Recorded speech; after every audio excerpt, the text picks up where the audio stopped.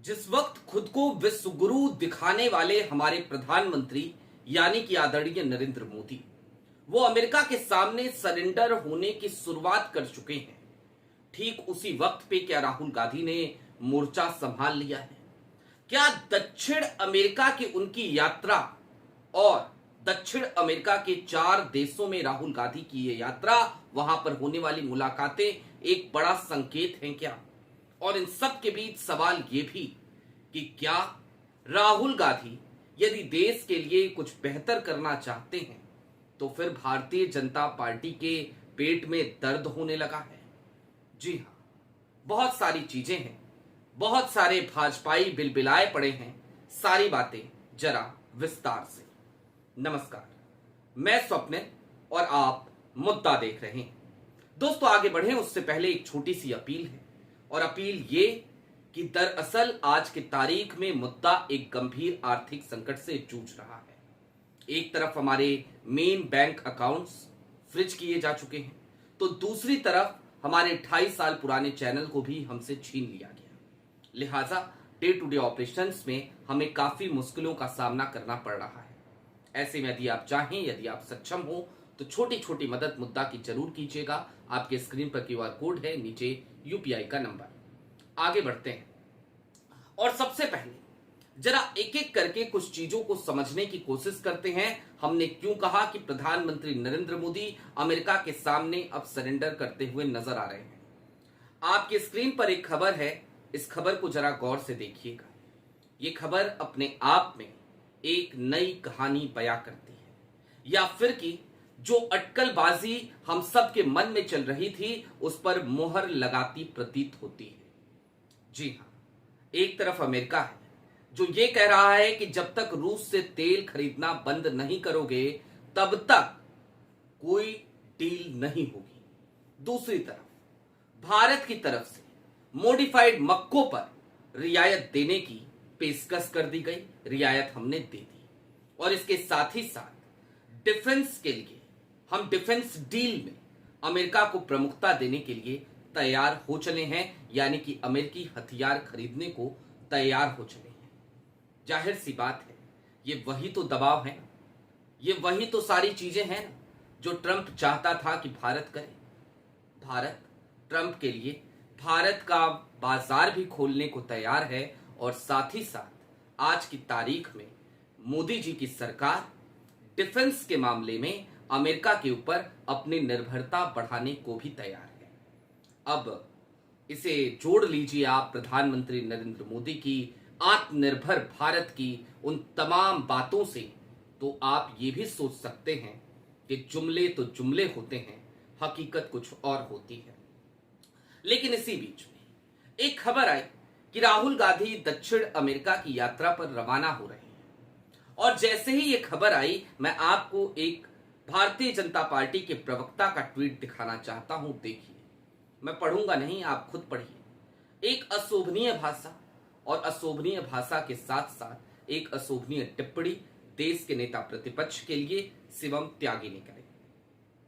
शिवम त्यागी वैसे भी जब टेलीविजन की स्क्रीन पर होते हैं तब भी इनकी भाषा कमोबेश यही होती है। इनसे इससे ज्यादा तो कोई उम्मीद मैं कर नहीं सकता था। यदि आपने लगाई हो तो फिर मैं आपकी सद्बुद्धि के लिए भी कान्हा से प्रार्थना ही कर सकता हूं।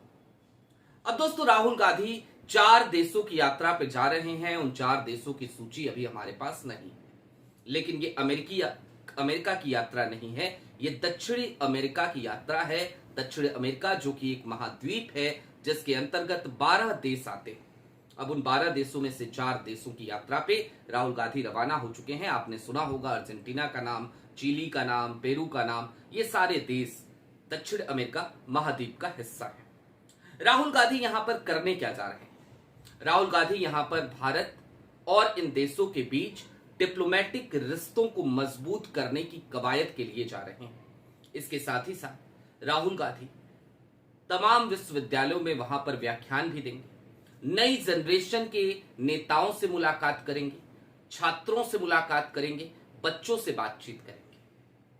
राहुल गांधी बतौर नेता प्रतिपक्ष देश के लिए मुस्तैदी के साथ देश के रिश्तों को मजबूत करने की कवायद में निकल पड़े हैं, ये बात यहां से कही जा सकती है। राहुल गांधी आज की तारीख में नेता प्रतिपक्ष हैं और नेता प्रतिपक्ष के पद की अपनी एक महत्ता भी होती है।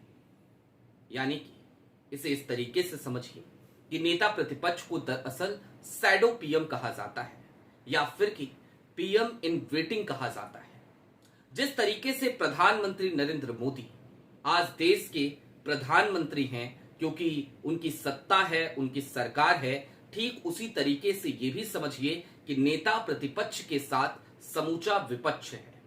यानी कि प्रधानमंत्री नरेंद्र मोदी से कहीं ज्यादा मतदान तो देश के लोगों ने राहुल गांधी को चुनने के लिए किया है। जी हाँ, ये भी एक कड़वी सच्चाई है। जब से राहुल गांधी देश के नेता प्रतिपक्ष बने हैं तब से ही भारतीय जनता पार्टी के पेट में, इनके तमाम उन चंटुओं बंटुओं के पेट में, उन तमाम 1.5 रुपल्ली, 1.25 रुपल्ली, 2 रुपल्ली ट्रोल्स के पेट में दर्द तो होता ही। अब राहुल गांधी जब एक बार फिर यात्रा पे जा रहे हैं तो फिर से दर्द हो रहा है, फिर से चीख चिल्ला रहे हैं। लेकिन आज की तारीख में मैं भारतीय जनता पार्टी के लोगों के प्रति नाराज नहीं होना चाहता। मैं उनसे सहानुभूति रखना चाहता हूं, और सहानुभूति इसलिए क्योंकि उन्हें जो दर्द है, मैं उसका जो मलाल है जिस बात का, वो समझ सकता हूं। अब प्रधानमंत्री नरेंद्र मोदी को कैम्ब्रिज या हार्वर्ड यूनिवर्सिटी में बुलाया नहीं जाता, वहां पर उनके व्याख्यान होते नहीं है। लेकिन कांग्रेस की तरफ तो ना जाने कितने ही ऐसे नेता हैं जिनको तमाम यूनिवर्सिटीज लगातार बुलाती हैं। एक तो ऐसे भी नेता हैं जिनके ऊपर डोरे डालने की खूब कोशिशें भारतीय जनता पार्टी ने लगातार करी, और वो नेताजी भी बहके बीच बीच में नजर आते हैं। नाम है शशि थरूर। लेकिन उनकी विद्वता पे भला किसे संदेह हो सकता है? और जो विद्वान है भारतीय जनता पार्टी में, उनके साथ क्या होता है जरा उसे भी चलते चलते समझ लेना चाहिए। मसलन मैं एक नाम आजकल अक्सर लेता हूं, राजीव प्रताप रूडी का। पढ़े लिखे आदमी है, समझदार आदमी है, विद्वान आदमी है। लेकिन देखिए ना, बिहार की दुर्दशा कि भारतीय जनता पार्टी ने राजीव प्रताप रूडी की जगह पर बिहार से जिस शख्स को मंत्री बनाने के लिए चुना, वो शख्स कोई और नहीं, झटका मटन के प्रमोटर गिरिराज सिंह थे। याद कीजिए, इस भारतीय जनता पार्टी में जितने भी विद्वान नेता रहे, आखिरकार प्रधानमंत्री नरेंद्र मोदी के प्रधानमंत्री बनते ही, अमित शाह साहब के हाथ में पार्टी की बागडोर आते ही उन तमाम लोगों को कैसे हाशिए पर डाल दिया गया। जसवंत सिंह को याद कीजिए, या फिर कि यशवंत सिन्हा, या फिर कि आज की तारीख में यदि देखा जाए नितिन गडकरी को, तो उनके भी हालात बहुत ज्यादा अच्छे लगते तो नहीं। यानी कि कुल मिलाकर इस बात को समझने में कोई दो राय आपको नहीं रखनी चाहिए कि भारतीय जनता पार्टी में विद्वता की, विद्वानों की, समझदारों की कोई जरूरत तो है नहीं। यहां पर शिवम त्यागी जैसे लोगों की जरूरत है जो एक से बढ़कर एक अपमानजनक भाषा का इस्तेमाल कर सके, जो इस समाज को एक ऐसे ढर्रे पर लाकर खड़ा कर दे जहां पर समाज का युवा भटकता हुआ नजर आए। समाज को इतना भटका दिया जाए कि वो रोजगार की बात ना करे, वो बेरोजगारी पर सवाल ना उठाए, वो भुखमरी के आंकड़ों को ना देखे, वो गरीबी के आंकड़ों को ना देखे, वो लचर स्वास्थ्य सुविधाओं के मुद्दों को ना उठाए, वो देश की गिरती हुई अर्थव्यवस्था की बात ना करे, वो देश के बिगड़ते हालात और देश के बिगड़ते विदेशी रिश्तों की बात ना करे, बल्कि वो तो सिर्फ और सिर्फ नारे लगाए, वो हाथों में झंडा उठाए, वो रैलियों में जाए और मोदी जी जिंदाबाद करता हुआ नजर आए। जाहिर सी बात है, देश बीते कुछ दिनों में इसी ढर्रे पर ही तो चल निकला था।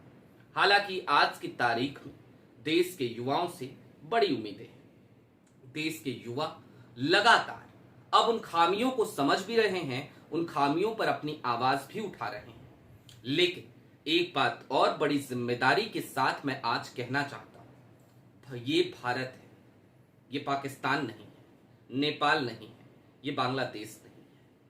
ये भारत है जहां पर लोकतंत्र की जड़ें बेहद मजबूत हैं। लोकतंत्र को कमजोर करने की कोशिश चाहे वो सत्ताधारी दल करे या फिर कि विपक्ष, यहां लोकतंत्र कमजोर नहीं होगा। यहां पर यदि सत्ता परिवर्तन हुआ तो निश्चित तौर पर वो सत्ता का परिवर्तन लोकतांत्रिक तरीके से होगा। इस बात में किसी को कोई दो राय नहीं रखनी चाहिए।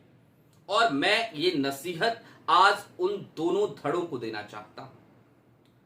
दोस्तों, भारतीय जनता पार्टी और भारतीय जनता पार्टी का प्रमोशन करने वाले कई पत्रकार जब से लद्दाख की घटना हुई लगातार एक बात कह रहे हैं कि क्या राहुल गांधी अब जेनजी को आक्रोशित करना चाहते हैं। जेनजी पहले से आक्रोश में है, राहुल गांधी क्यों करना चाहेंगे। लेकिन इस तरीके की बातें करने वाले लगातार इस देश को भड़का रहे हैं। इस बात को समझिए, ये देश हमारा है, हम सबका है। 1/140 करोड़ हिंदुस्तान मेरे अंदर बसता है और 1/140 करोड़ हिंदुस्तान आपके अंदर। हम और आप ही तो हिंदुस्तान है। लिहाजा जिम्मेदारी हमारी है, खुद को संभालने की जिम्मेदारी हमारी है, इस वतन को और ज्यादा खूबसूरत बनाने की और इसके लोकतंत्र को और ज्यादा समृद्ध करने की।